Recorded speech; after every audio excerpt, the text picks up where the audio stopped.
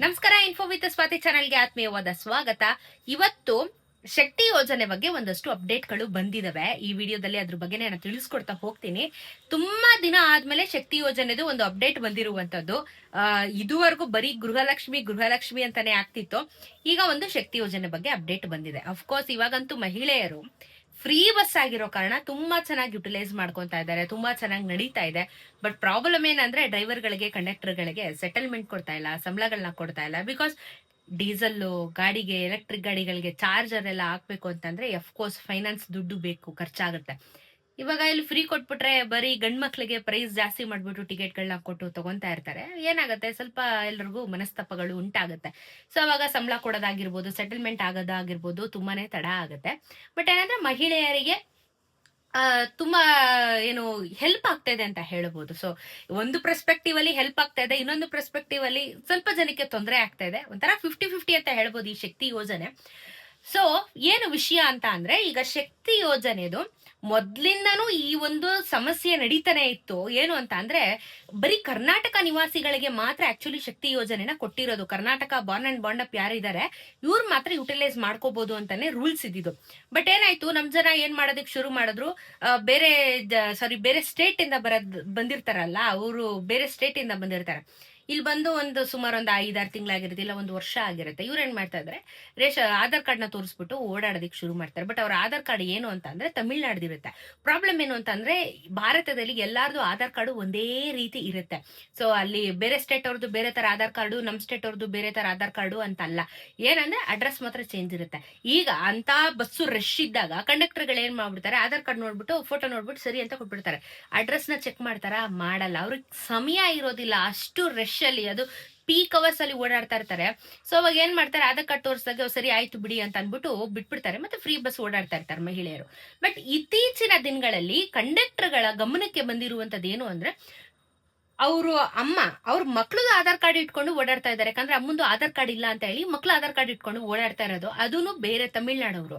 ಆಮೇಲೆ ಈಗ ಒಂದಷ್ಟು ಗಮನಕ್ಕೆ ಹರಿಸ್ತಾ ಇದಾರೆ. ಪ್ಲೇಸ್ ನ ನೋಡ್ಬೇಕಾದ್ರೆ ಗೊತ್ತಾಗ್ತಿದೆ ಅವರು ತಮಿಳ್ನಾಡವರು ಅಥವಾ ಕೇರಳದವರು ಅಂತ ಹೇಳ್ಬಿಟ್ಟು. ಸೊ ಇಲ್ಲಿ ಏನಾಗ್ತಿದೆ, ಬೇರೆ ಜಿಲ್ಲೆಯವರು ಇಲ್ಲಿ ಬಂದು ನಿವಾಸಿ ಆಗಿರ್ತಾರೆ, ಕರೆಕ್ಟ್. ಬಟ್ ಏನಂದ್ರೆ 5 ವರ್ಷ 10 ವರ್ಷ ನೀವು ಇಲ್ಲಿ ಪರ್ಮನೆಂಟ್ ಆಗಿದ್ರೆ ಮಾತ್ರ ನೀವು ಪರ್ಮನೆಂಟ್ ಬೆಂಗಳೂರಿಯನ್ ಅಥವಾ ಕರ್ನಾಟಕದವರು ಅಂತ ಹೇಳಿ ನಿಮ್ಗೆ ಸರ್ಟಿಫಿಕೇಟ್ ಕೊಡೋದು. ಗೌರ್ಮೆಂಟ್ ಸರ್ಟಿಫಿಕೇಟ್ ತಗೋಬೇಕು ನೀವು. ಇಲ್ಲ ಅಂತ ಅಂದ್ರೆ ನೀವು ಟೆಂಪರರಿ ಏನಕ್ಕೋ ಕೆಲಸದ ಮೇಲೆ ಬಂದಿರ್ತೀರಾ, ಇಂತ ಲೆಕ್ಕನ ಹಾಕೊಂಡಿರ್ತಾರೆ ಗೌರ್ಮೆಂಟ್. ಸೊ ಈಗ ಗಮನಿಸಿರೋ ಪ್ರಕಾರ ಬೇರೆ ಸ್ಟೇಟ್ ಅವರು ವಿಪರೀತವಾಗಿ ಇದನ್ನ ಯೂಸ್ ಮಾಡ್ಕೋತಾ ಇದ್ದಾರೆ, ನಮ್ಮವರಿಗೆ ಆಗ್ತಾ ಇಲ್ಲ ಅಂತ ಹೇಳ್ಬಿಟ್ಟು. ಸೊ ಈ ಒಂದು ಕಾರಣಕ್ಕೆ ಈಗ ಗೌರ್ಮೆಂಟ್ ಏನ್ ಮಾಡ್ತಾ ಇದೆ, ಸ್ಮಾರ್ಟ್ ಕಾರ್ಡ್ ವಿತರಣೆನ ಮಾಡಬೇಕು ಅಂತ ಹೇಳಿ ನಿರ್ಧಾರ ಮಾಡ್ತಾ ಇದೆ.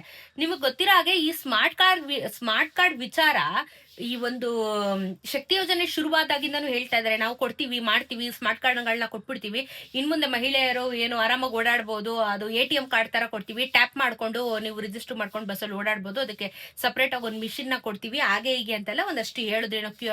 ಏನೋ QR ಸ್ಕ್ಯಾನರ್ ಇರುತ್ತೆ, ಅದು ಸ್ಕ್ಯಾನ್ ಮಾಡ್ಬೋದು, ಇಲ್ಲ ಚಿಪ್ ಇರುತ್ತೆ ಕಾರ್ಡ್ ಅಲ್ಲಿ ಅಂತ ಏನೇನೋ ಒಂದಷ್ಟು ಹೇಳ್ತಾ ಬರ್ತಾ ಇದ್ರು. ಬಟ್ ಅದನ್ನ ಕಾರ್ಯರೂಪಕ್ಕೆ ಇನ್ನ ತಂದೆ ಇರ್ಲಿಲ್ಲ.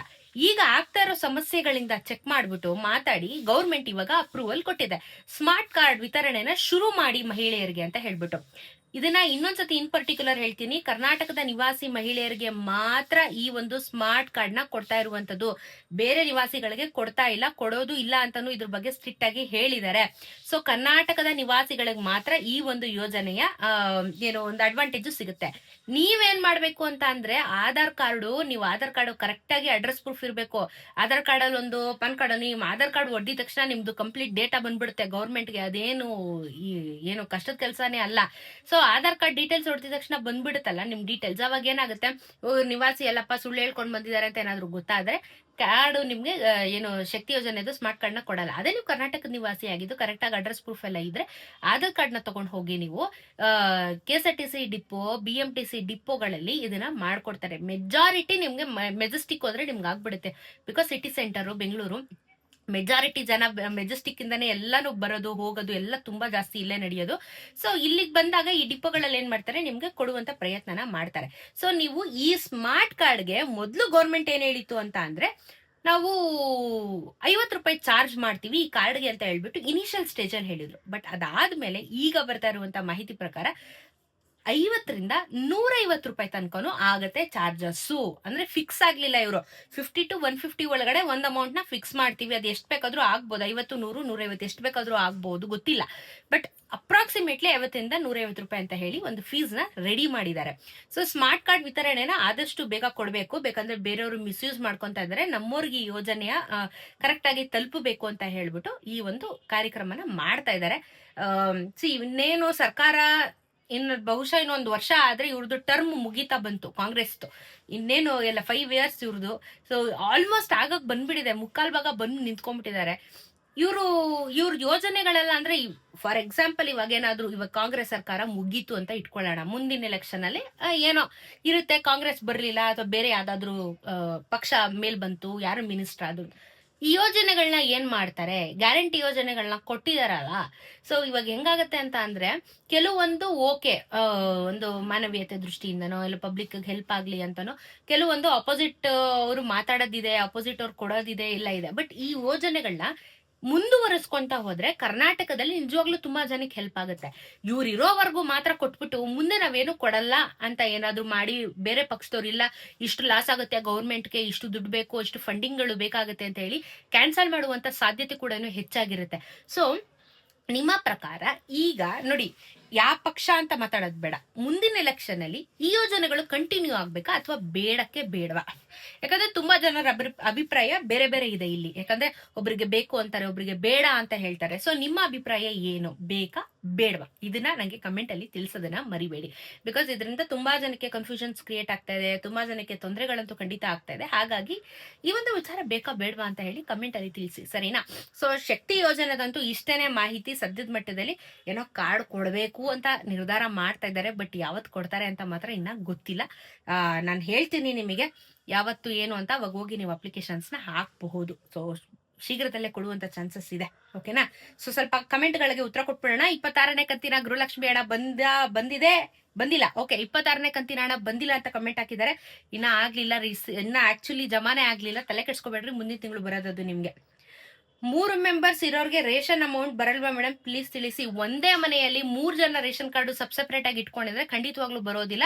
ಬಿಕಾಸ್ ಒಂದು ಮನೆಗೆ ಒಂದು ರೇಷನ್ ಕಾರ್ಡ್ ಅಷ್ಟೇನೆ ಕೊಡ್ತಾ ಇರೋದು. ಸೊ ನೀವೇನಾದ್ರೂ ಮಲ್ಟಿಪಲ್ ರೇಷನ್ ಕಾರ್ಡ್ ಇಟ್ಕೊಂಡಿದ್ರೆ ಕ್ಯಾನ್ಸಲ್ ಆಗಿರುತ್ತೆ, ನಿಮ್ಗೆ ಹಣ ಬರೋದಿಲ್ಲ. 26 ಬಂದಿಲ್ಲ, ಆಯ್ತು, ಇನ್ನ 26 ರಿಲೀಸೇ ಆಗ್ಲಿಲ್ಲ. ಶಾಂತಿ, ತುಂಬಾ ಜನ ಆಗ್ತಾ ಇದಾರೆ. ಪೆನ್ಷನ್ ಇನ್ನ ಬಂದಿಲ್ಲ ಅಂತ ಆಗ್ತಾ ಇದಾರೆ. ಪೆನ್ಷನ್ ಅಮೌಂಟ್ ಗಳು ಅದು ರಿಲೀಸ್ ಆಗಿಲ್ಲ ಅಂತ ಹೇಳಿ ಆಗ್ತಾ ಇದಾರೆ. ಓಕೆ, ನಾನು ಕ್ರಾಸ್ ಚೆಕ್ ಮಾಡೋದ್ರ ಬಗ್ಗೆ ನಿಮ್ಗೆ ವಿಡಿಯೋ ಮಾಡಿ ಇನ್ಫಾರ್ಮ್ ಮಾಡ್ತೀನಿ. 26ನೇ ಕಂತಿನ ಹಣ ಬಂದಿಲ್ಲ, ಅಮೌಂಟ್ ರಿಲೀಸ್ ಆಗಿಲ್ಲ, ಪ್ಲೀಸ್ ತಾಳ್ಮೆಯಿಂದ ಇರಿ. 25ನೇ ಕಂತಿನ ಹಣನೇ ಇನ್ನ ಕ್ಲಿಯರೆನ್ಸ್ ಮಾಡ್ತಾ ಇದ್ದಾರೆ. 26 ನಿಮಗೆ ಈ ತಿಂಗಳು ಕೊನೆಯಲ್ಲಿ ರಿಲೀಸ್ ಮಾಡಿದ್ರೆ ನಿಮಗೆ ನೆಕ್ಸ್ಟ್ ಮಂತ್ ಪೂರ್ತಿ ನಿಮಗೆ ಹಣ ಬರೋದಕ್ಕೆ ಶುರುವಾಗುತ್ತೆ. 26 ನಾನು ಕಮೆಂಟ್ ತೆಗೆದ್ರೆ ಬರೀ 26 ಅಂತಾನೆ ಬರ್ತಾ ಇದೆ, ಹಾಗಾಗಿ ಹೇಳ್ತಾ ಇರೋದು. ಸೊ ಪ್ಲೀಸ್ ವೆಯ್ಟ್ ಮಾಡಿ. ನೋಡಿ ಮತ್ತೆ ಹಾಕಿದ್ದಾರೆ 26 ಬಂದಿಲ್ಲ ಅಂತ ಹೇಳ್ಬಿಟ್ಟು. ಓಕೆ, ಸೊ ನಾನು ಮೆಜಾರಿಟಿ ಕಮೆಂಟ್ ಹಾಗೆ ಇದೆ. 25ನೇ ಕಂತಿನ ಹಣ ದಾವಣಗೆರೆಗೆ ಬಂದಿಲ್ಲ, ಬರುತ್ತೆ ನಿಮ್ಗೆ ತಿಂಗಳ ಎಂಡ್ವರೆಗೂ ನಿಮ್ಗೆ ಕಾಲಾವಕಾಶ ಇದೆ. ಈ ತಿಂಗಳೊಳಗಡೆ ನಿಮ್ಗೆ ಕ್ಲಿಯರೆನ್ಸ್ ಸಿಗುತ್ತೆ. ಸೊ ತಲೆ ಕೆಡ್ಸ್ಕೊಳಕ್ ಹೋಗ್ಬೇಡಿ, ಓಕೆನಾ? ರಿಲ್ಯಾಕ್ಸ್ ಆಗಿರಿ, ಎಲ್ಲ ಅಪ್ಡೇಟ್ಸ್ ಕೊಡ್ತಾ ಇರ್ತೀನಿ. ಚಾನಲ್ ಸಬ್ಸ್ಕ್ರೈಬ್ ಮಾಡ್ಕೊಳ್ಳಿ. ಸಿಗೋಣ ಇನ್ನೊಂದಷ್ಟು ವಿಡಿಯೋಲಿ. ನಮಸ್ಕಾರ.